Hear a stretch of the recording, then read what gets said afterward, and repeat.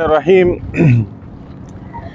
आप हज़रात के इल्म में होगा कि जमीयत उलमा इस्लाम सूबा सिंध ने आज सुबह भर में 8 फरवरी 2024 के इलेक्शन नताइज के ख़िलाफ़ पूरे सूबे में एहतिजाजी धरनों का ऐलान किया है। इन एहतिजाजी धरनों का मकसद जमीयत उलमा इस्लाम के साथ जिस अंदाज में जो बदतरीन अंदाज में जो धांधली की गई है और जिस अंदाज में जमीयत उलमा इस्लाम के मैंडेट को चुराया गया है, ये उसके ख़िलाफ़ एक अवामी क़ुव्वत के मुजाहरे हैं जो इस वक्त कराची में भी हो रहे हैं मुख्तलिफ़ मकामात पर,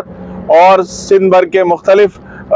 शाहराहों पर जो नेशनल शाहरा है, कौमी शाहरा है, उसको इस वक्त लोगों ने ब्लॉक किया हुआ है। जमीयत उलमा इस्लाम के आज के धरनों का मकसद सिर्फ और सिर्फ ये है कि इलेक्शन कमीशन को जिस अंदाज से उन्होंने यहाँ जालसाजियाँ की हैं, बोरियाँ भर भर कर जो है वो सरदारों, नवाबों और वडेरों के वोट लाकर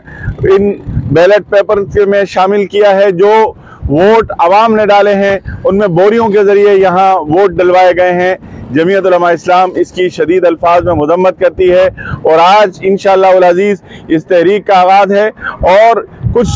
लम्हों के बाद फिर इंशाअल्लाह उल अज़ीज़ ये तहरीक पूरे सूबे के गली गली और चौक चौराहे तक ये फैलेगी इंशाअल्लाह। लेकिन आज जमीयत उलमा इस्लाम ये एहतिजाज रिकॉर्ड करवा रही है कि सिंध में जो नताइज तब्दील किए गए हैं उसे फिलफौर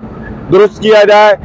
सक्खर, शिकारपुर, लाड़काना और गोटकी और इसी तरह से कंदकोट, कश्मोर के जो नताइज तब्दील किए गए हैं और कराची में PS 118 और इसी तरह से NA 245 और दीगर जो मुख्तलिफ हल्के हैं जो PS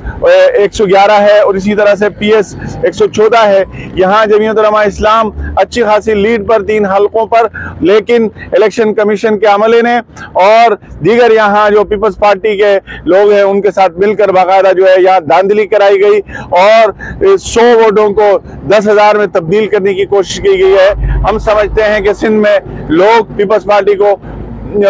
500 या 1000 वोट देने की भी राजी नहीं होते, लेकिन यहाँ जिस अंदाज से उनको 1-1 लाख और 1.25 लाख के वोट दिए गए, आपको हैरत होगी कि सिंध का एक हल्का ऐसा है जहाँ 15,000 वोट मुस्तरद किए गए हैं और सिर्फ पीपल्स पार्टी को जितलाने के लिए ये सारे बोंडे इक़दाम किए गए हैं। तो जमीयत उलमा इस्लाम ऐसे तमाम इक़दाम को मुस्तरद करती है और इंशाअल्लाह अब सिंध बलूचिस्तान बॉर्डर पर जमीयत उलमा इस्लाम PS 116 का ये काफिला जाएगा और वहाँ पर भरपूर एहतिजाज रिकॉर्ड कराएगा। जज़ाकुमुल्लाह।